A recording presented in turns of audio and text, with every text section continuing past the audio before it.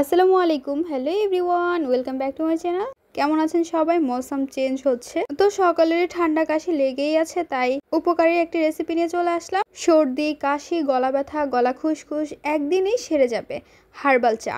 আশা করছি রেসিপিটি উপকারে আসবে। চলুন দেখে নেওয়া যাক। বিসমিল্লাহির রহমানির রহিম। প্রথমে একটি সসপ্যানের মধ্যে পানি নিয়ে নিচ্ছি। 1 কাপ পানি নিয়ে নেওয়ার পর এর মধ্যে আমরা দিয়ে দিব কালো জিরা 1.5 টেবিল চামচ।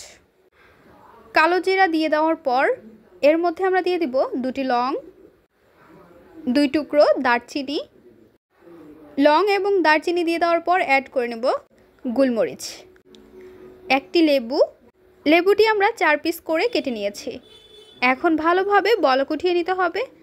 দেখতে পাচ্ছেন বলক চলে আসছে, নাড়াচাড়া করে নিচ্ছি।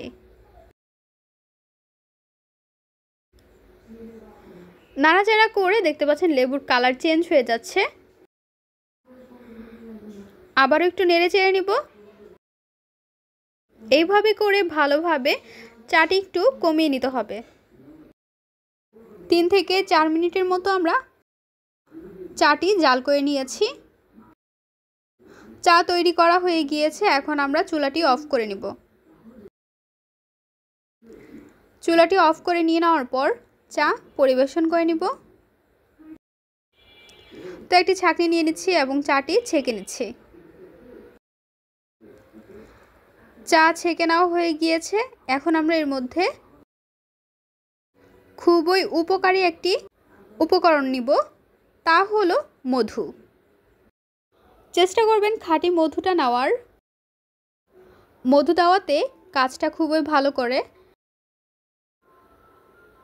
মধু দিয়ে দেওয়ার পর আমরা ভালোভাবে মিশিয়ে নিব।